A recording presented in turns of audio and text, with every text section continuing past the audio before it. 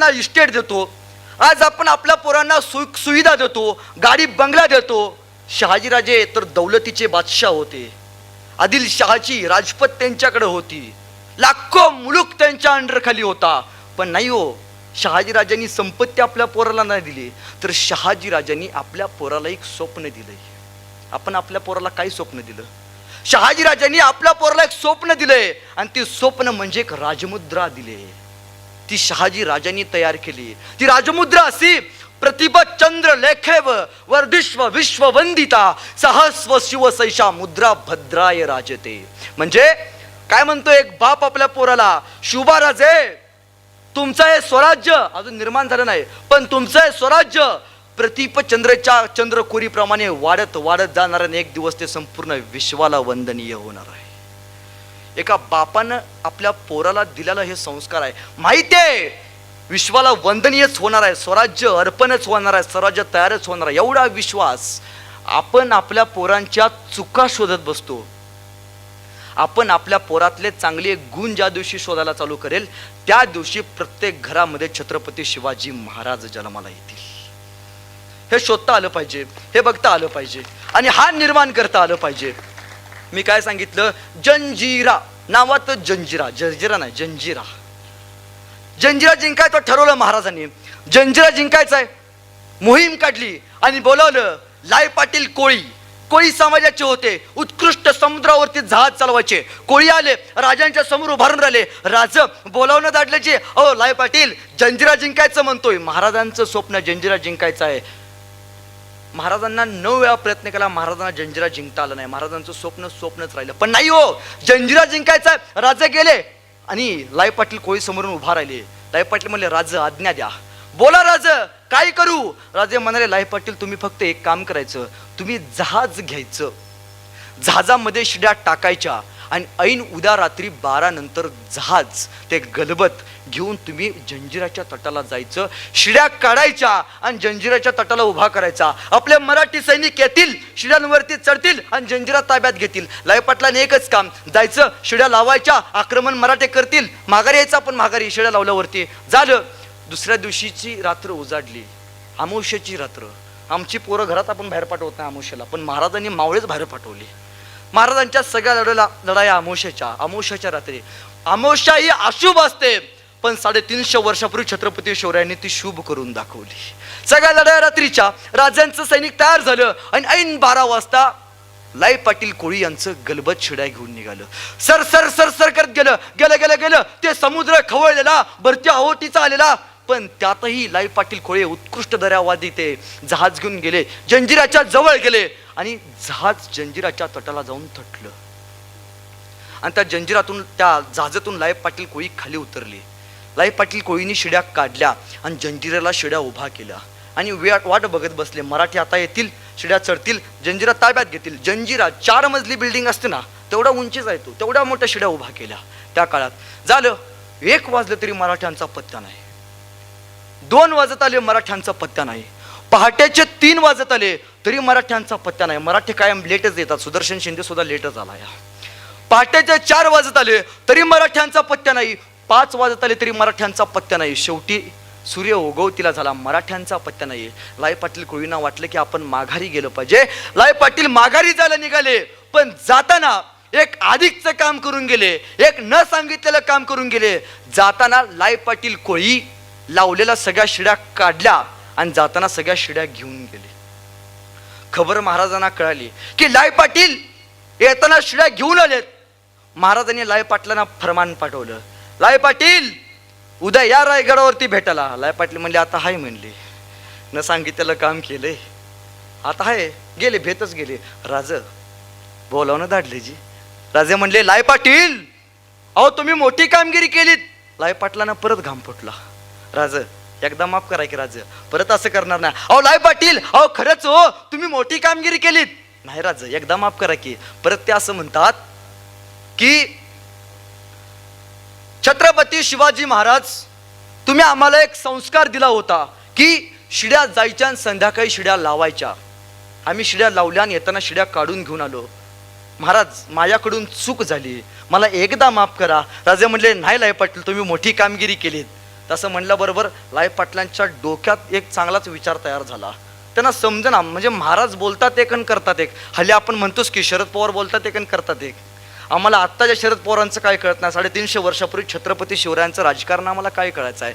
राजे सांगतात मी रायगडावरत आहे, राजे त्यावेळी राजगडावरती असतात. राजे सांगतात मी सिंहगडावरत आहे, राजे त्यावेळी कुतुबगडावरती बघायला मिळतात. म्हणजे राजकारणाचा हाच नियम आहे, आपण कधी कुठे कसे आहोत हे कधी सांगायचं नसतं. लाय पाटलांना तेच वाटलं. बहुतेक राजे आपली मस्करी करतात. लाय पाटील म्हणाले राजे एकदा माफ करा. राजे म्हणले लाय पाटील तुम्ही मोठी कामगिरी केलीत, येताना शिड्या काढून घेऊन आलात.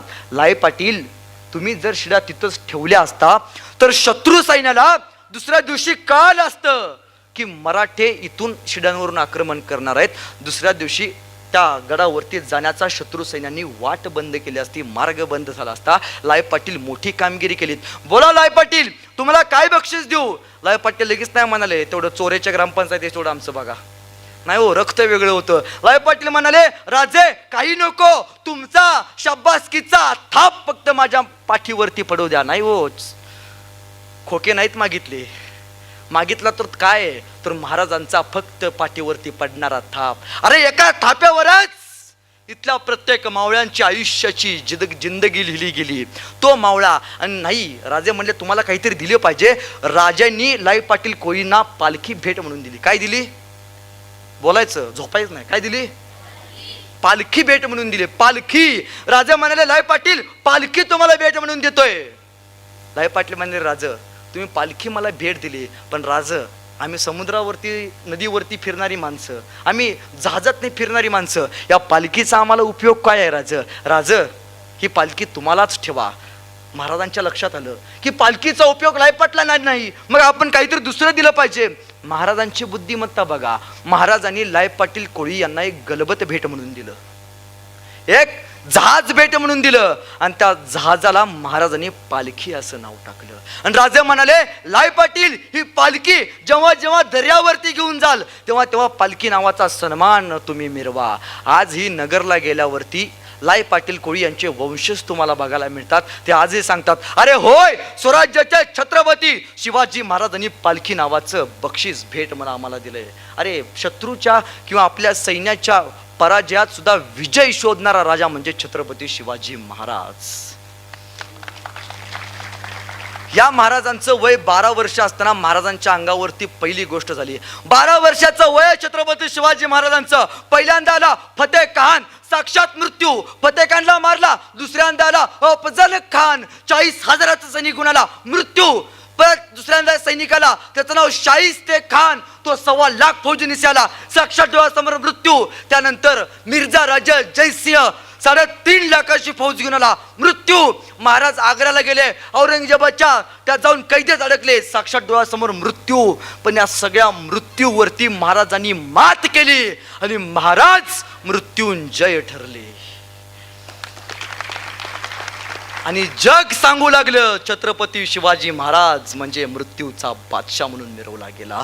हे महाराजांचं सगळ्यात मोठं वैशिष्ट्य आहे, हे महाराजांचं संस्कार आहे. अहो मिर्झा राजा जयसिंह स्वराज्यावरती आला, स्वराज्य वाढलं होतं. मिर्झा आला आणि आल्याबरोबर त्यानं इथले गडकिल्ले जिंकायला चालू केले. पण मराठी सैन्य थांबतं कुठं. एक एक एक गडकिल्ले जिंकला गेला, पण मराठी सैनिक थांबना.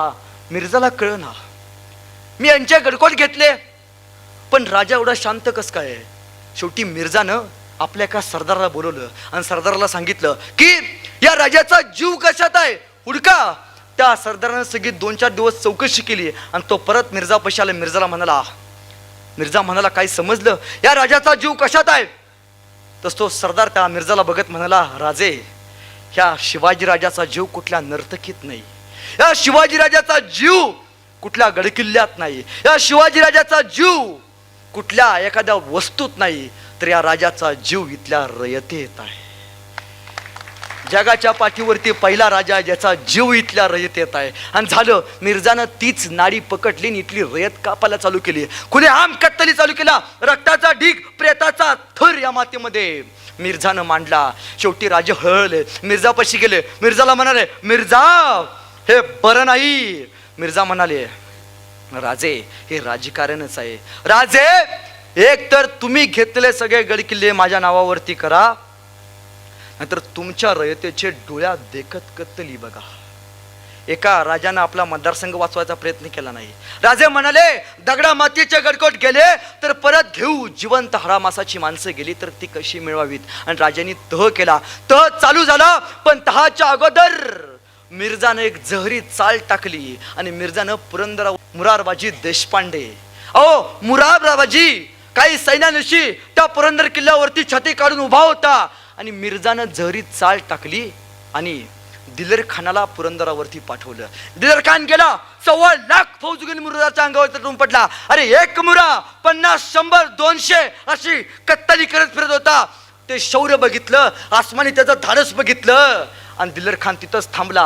त्या दिवशी त्याला कळालं मराठ्यांचं शौर्य नेमकं असतं तरी कसं, ते फक्त मुरारबाजी देशपांडेंसारखं. अरे त्याला काय माहितीये, मराठा म्हणजे दुसऱ्याची मौत स्वतःच्या कमरेला आणि स्वतःची मौत रायगडाच्या सिंहासनाला बांधून घोड्याला टाच मारणारा मराठा कधीच कुणाच्या बापाला मागं हटत नसतोय. अरे थांबला तो, दमला, शेवटी तो मुराला म्हणाला, अरे सुन मुरा, अरे ऐक मुरा, हे मुरा, या आमच्या स्वराज्याकडं, तुला जहागीर देतो, माणिक मोती देतो. मुरानं पक्ष नाही बदलला. मुरा म्हणाला, सुन दिलेर, अरे ऐक दिलेर, अरे दिलेर, आम्हा मराठ्यांना शिवरायांना आज वक्त बेईमान झाला असेल. अरे दिलेर, आम्हा मराठ्यांना आणि शिवरायांना आज वक्त बेईमान झाला असेल, पण लक्षात ठेवू दिलेर, आम्ही मराठे कधीच रक्ताला बेईमान होत नसतो. आम्ही मराठे कधीच रक्ताला बेईमान होत नसतो. का हो, का नाही जाऊ वाटलं त्याला दिलेर खानाकडे? का? महाराजांनी काय शिकवली माहितीये?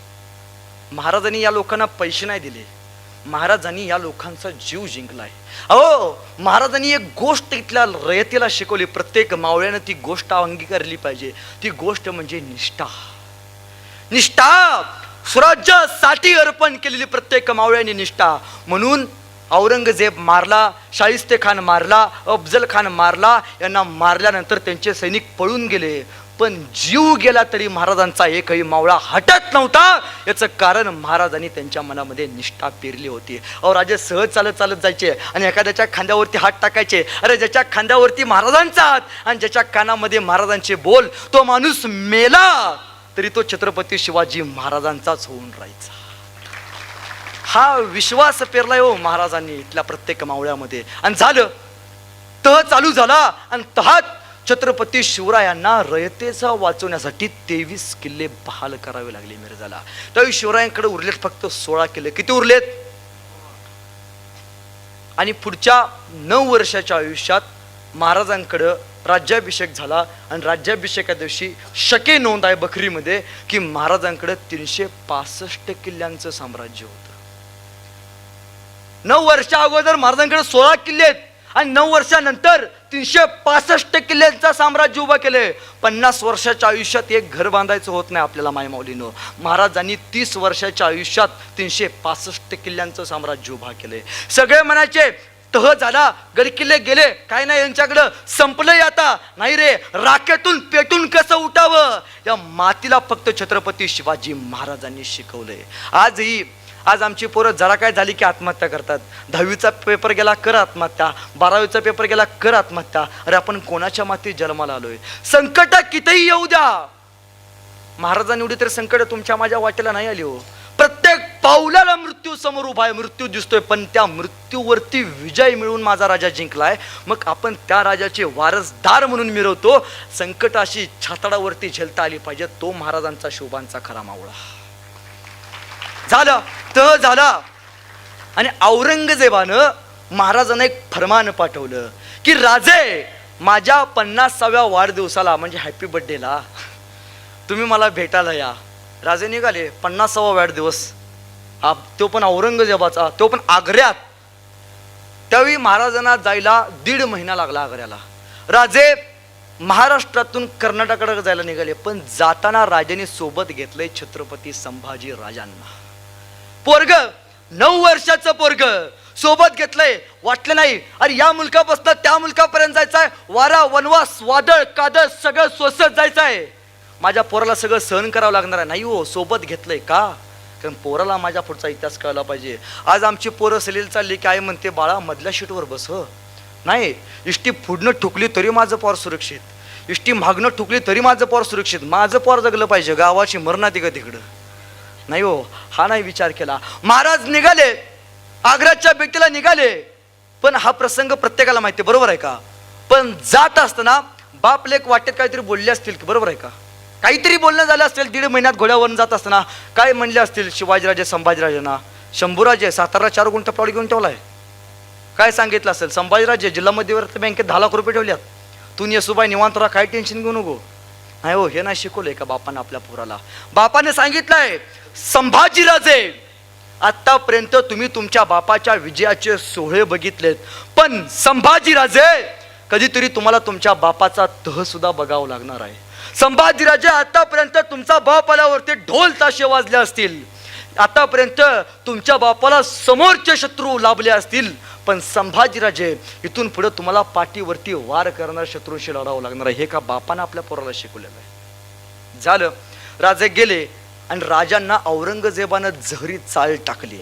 राजांना मागच्या रांगेत उभा केलं, महाराष्ट्राचा नरसिंह खवळला, सह्याद्रीचा स्वाभिमान उफाळला आणि छत्रपती शिवाजी महाराजांनी ते दिलेल्या सगळ्या मनसबदारी उकळून टाकल्या. महाराष्ट्राचा नरसिंह आपला शिवबा ते सगळं संसद सोडलं आणि त्या दरबारातून तडक राजे निघून गेले. आणि तेव्हापासून औरंगजेबाच्या राजे दरबारात कधीच आले नाहीत. पण औरंगजेबाचा दरबारात पुत्र संभाजीराजे मात्र येत जात असत. कान देऊ नाही का? संभाजीराजांचं वय होतं 9 वर्ष. किती होतं? 9 वर्षाचे असताना संभाजीराजे त्या औरंगजेबाच्या दरबारात फिरायचे. तर औरंगजेबाचा एक हत्ती होता मोठा, तो हत्ती संभाजीराजांना आणलंय आवडलेला. काय होता? हत्ती. ते संभाजीराजे काय करायचे, त्या हत्तीला धरायचे आणि सगळ्या गल्लीतनं फिरायचे. औरंगजेबाला वाटलं की या पोराची आपण एकदा चेष्टा करावी, म्हणून औरंगजेबानं संभाजीराजांना बारक्या बोलवून घेतलं आणि त्याची चेष्टा करावी म्हणून समोर उभा केलं. पण त्याला काय माहितीये, अरे पात कुणाचा आहे? या सह्याद्रीचा आहे. अरे छावा कुणाचा आहे? माझ्या शिवबा राजाचा आहे. 9 वर्षाचं पोरग मान ताट करून उभा राहिलं. औरंगजेब त्या पोराची चेष्टा करावी म्हणून, शंभूराजांची चेष्टा करावी म्हणून बघत म्हणाला. कान देऊ नका. काय म्हणतो औरंगजेब? औरंगजेब म्हणतोय, शंभूराजे आप इतने छोटे हो, शंभूराजे ये हाथी आपको बहुत पसंद है, पर शंभूराजे आप इतने छोटे हो और हाथी इतना बड़ा है, शंभूराजे इस हाथी को आप महाराष्ट्र में कैसे ले जाओगे? काय प्रश्न टाकलाय? शंभूराजे ये हाथी आपको बहुत पसंद है, पर शंभूराजे ये हाथी इतना छोटा है और आप ये हाथी इतना बड़ा है और आप इतने छोटे हो, इस हाथी को आप महाराष्ट्र में कैसे ले जाओगे? एवढे एवढेशे संभाजीराजे औरंगजेबाच्या डोळ्यात डोळे घालून सांगतात, अरे औरंगजेब ये तो जानवर है, बैठ कर जाएंगे, नहीं आया तो खींच कर ले जाएंगे, लेकिन औरंगजेब हमारे आबा साहब ने जो आपको किले दिए वो अभी महाराष्ट्र में, उन्हें आप आगरा कैसे ले आओगे? एवढ्या एवढ्या पोराला माहितीये, अरे आता तर हात दिलेत, घेऊ की. जगणं काय असतं, स्वाभिमानानं फिरणं काय असतं, या महाराष्ट्राच्या मातीला छत्रपती शिवाजी महाराजांनंतर छत्रपती संभाजी राजांनी शिकवलंय.